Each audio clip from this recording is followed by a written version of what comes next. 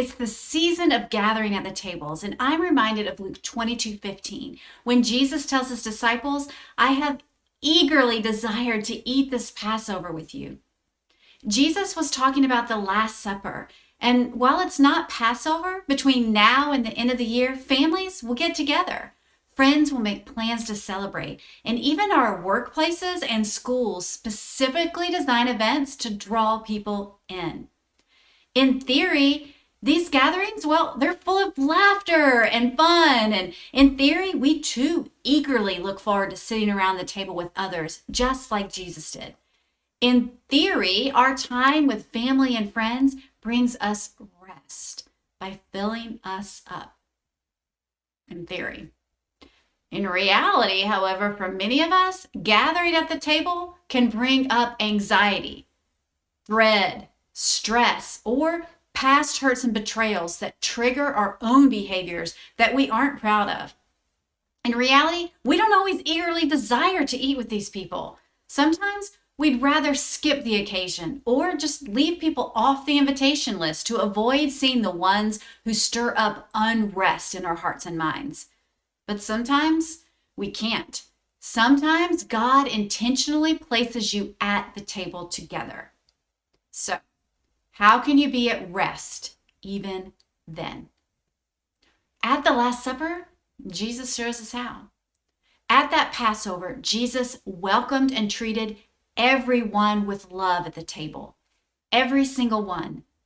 Even the one he knew had plotted to betray him. Even the one who would deny knowing him. Even the ones who would fall asleep later in the garden, after he asked them to stay awake and pray with him. Jesus welcomed and showed them all love. Yeah, even when an argument broke out at the table. Guys, it sounds like a typical holiday meal. Jesus showed them all love. You want to know how Jesus did that? Well, let's take a look at scripture. John 13, here's what John 13 says, and starting at the beginning. It says, Jesus knew the time had come for him to leave this world and go to the Father. He had loved his own who were in the world. He loved them to the end. And skipping ahead to verse 3, Jesus knew the Father had put everything into his hands. He knew he had come from God and was going back to God. And right after that, Jesus washes the feet of his disciples. Jesus knew his authority. He knew his identity. Scripture says he knew he had come from God and was going back to God. Jesus knew his past was with the Father, and Jesus knew his future was with the Father. He rested in confidence of that. And Jesus glorified God the Father in the present by loving the people at the table to the end. What if you did the same when you gather at your own tables?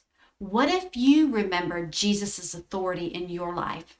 If you remembered your identity in him? If you remembered how much he loved you on the cross and why you made the choice to secure your future with him?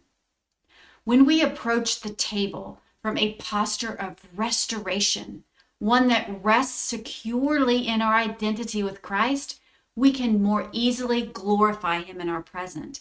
We can more easily respond in love to the people at our tables.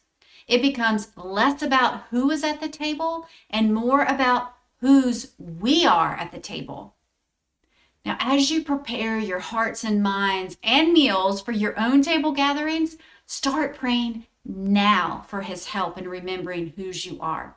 Start praying now for help glorifying him in the present. Start praying now that even if arguments break out at your table, you will respond in love.